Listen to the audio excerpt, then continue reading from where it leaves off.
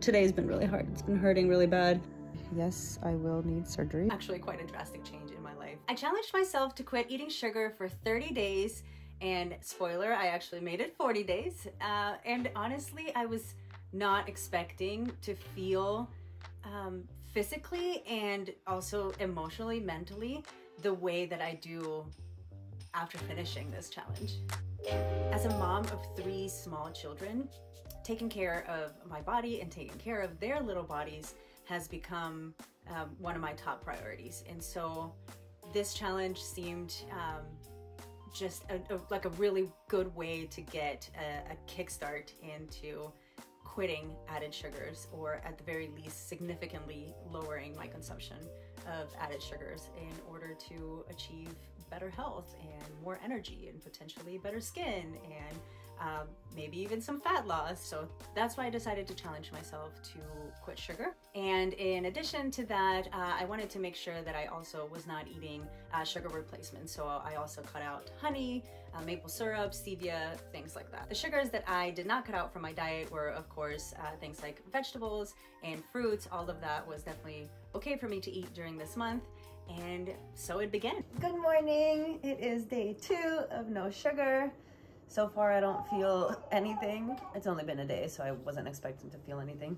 I did find myself staring at all the labels and realizing that there's a lot of stuff in my house that I cannot eat.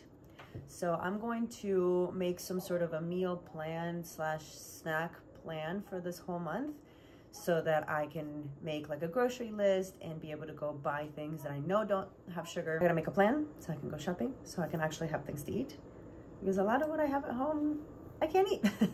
And then came day 3. Day 3 of no sugar. And I don't know if this is sugar related or if I'm just sick, but I feel like I got hit by a train today. I feel horrible. My everything hurts. I have a really bad headache. My muscles just feel like so sore and weak, and it's just bad. I feel like crap. In other news, and more positive news, I have rekindled my love for making bread. Reminds me of early pandemic. And now I can make myself some like avocado toast with some cheese. Yeah, give myself some more options. In the following days, I began to feel so much better. I could feel I had a lot more energy. I began to notice a really big difference in my taste buds. I was beginning to taste the sweetness in a lot of foods that in the past I thought were pretty bland, things like vegetables, nuts, even some fruits that maybe didn't seem very sweet to me before were beginning to taste very sweet. And then on day 12, I realized that I accidentally cheated. It's day 12 of no eating sugar. And the only update I have is that technically I did eat sugar. I didn't mean to, but apparently I accidentally cheated. I have this spice that a friend of ours makes for his restaurant, and it's delicious, and we usually put it on everything. Well, not everything, but it can go on everything. And I put it on my eggs the other morning, and then I took a bite and I was like, oh no, this is sweet. So I sent him a message, asked him if there was sugar in it, and he confirmed that there is. So I accidentally cheated a couple times when I used that spice on my food. Other than that, I'm doing good. Day 3 was awful. Day 4, not so great. After that, I think that my body got used to not really having sugar, and so I haven't really had withdrawal symptoms since then. And I've lost 3 pounds, which is kind of cool. I want to feel good, and I want to kick the sugar addiction, and I want to be healthier and hopefully turn this into like a real lifestyle change so that I can live longer for, you know, to be here for my babies and to be healthier and to hopefully have less health complications in the future and to feel and look good with my body. But I don't know, I'm kind of feeling good not eating sugar, and it feels, I don't know that like when the month is over, I'm gonna go right back to eating everything that has added sugars. I like looking at the labels now and being like, oh, this is added sugar, so I'm not having it. And it helps me not snack on crappy things like crackers and random other stuff. So I don't know. I'm liking this so far. It's going good. But today is day 13 of no sugar. And I don't know. Today I was just like in a rut. I don't know if it really has anything to do with not eating sugar, but I just was feeling kind of depressed and just out of it today. And I just needed a little pick-me-up, like a little snack and like something to like, I don't know, help make me feel better. And usually this is the time when I would be like, I'm gonna have a cookie or some ice cream because I'm, you know, feeling a little down. I don't want to say depressed because I'm not depressed, but, you know, just one of those days when everything's just overwhelming. And so anyways, I decided that I can just like look up sugar-free recipes for things and see if I can make something. And I found a recipe for sugar-free banana bread.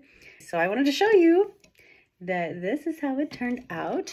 It got a little like flat after it came out of the oven. And it does taste kind of bland, but it's kind of delicious. This is my second slice. Even though it's sugar-free, it does still have flour. So I'm not going to sit here and eat too much of it. But it's actually really bomb. I'm also going to be doing some grocery shopping pretty soon.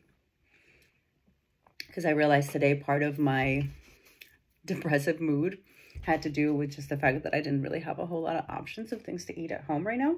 So it's time to go grocery shopping and have more options. And I think that's going to help my mood. Energy-wise, I've had tons of energy, which is actually, like, really nice. The last couple days, I'm like, okay, I'm getting a workout in, and I'm cleaning my house, and so that's been nice. And after going grocery shopping, it was smooth sailing once again until day 22. It's day 22 of no sugar. I am feeling super great. I'm having lots of energy. And, in fact, I am on my way to... I'm on my way to my friend's house. We're gonna do a nice, awesome big workout today. So yeah, I'm excited. I've been having lots of energy. I've been feeling super good. In fact, I am really liking this no added sugar feeling that I'm having. And like, even though like the thought of like having a little bit of ice cream sounds delicious, and you know, maybe like some sort of dessert, but anyway, sorry, I got distracted. The thought of having some dessert sounds amazing, but like I don't really feel like I need it, and I'm gonna continue this no added sugar indefinitely. We're gonna see how long I end up doing it for, but I'm definitely doing it longer than a month. I feel great. I don't know if I've ever mentioned this before, but I've dislocated my shoulder a lot of times. But it's been almost 4 years since the last time I did, until today. So I am currently laying on a heating pad because that helps relax the muscles and helps relieve a little bit of the pain. And I don't know if I lost count because I could have sworn it was the 9th time last time that I did it. So this would be the 10th. But I wrote down all the times that I've dislocated my shoulder, and I can only remember 8 times. So I don't know. I lost count at some point apparently. But yeah, I dislocated my shoulder, and then this time it was out of socket a lot longer. And so it's really sore and really weak, and I can't really move my arm very good. Thankfully, it's the left one and not the right one, and I'm right-handed, so at least there's that. It had been like almost 4 years since the last time I dislocated it. And I thought I was like almost in the clear. I thought that like working out and getting stronger had like made my shoulder, okay honey, I'm almost done. I thought it had like made my shoulder stronger and that this was not gonna happen again, but yep, it still happened. Today's been really hard. It's been hurting really bad, and having 3 kids to take care of has been really hard. Even changing diapers hurts because I can't like lift anything with this hand. Like I can move it, and oh, I can't go higher than that. So I can do some movement, but I can't like really lift anything with it. So I can't lift the babies. I have to like lift everybody with just this one hand. And even changing a diaper, I can't lift up their legs because that hurts really bad. For the next few days after my shoulder injury, I really just gave myself permission to do nothing and give my body the rest that it definitely needed. Day 26 of no sugar. And honestly, I wasn't really like craving it or, you know, feeling like I really needed much of anything until... Were you guys so happy to be at the chocolate store? Oh my gosh, what are you eating? Ice cream and pretzels and a brownie? Is this your favorite place? Yeah, this is my favorite place.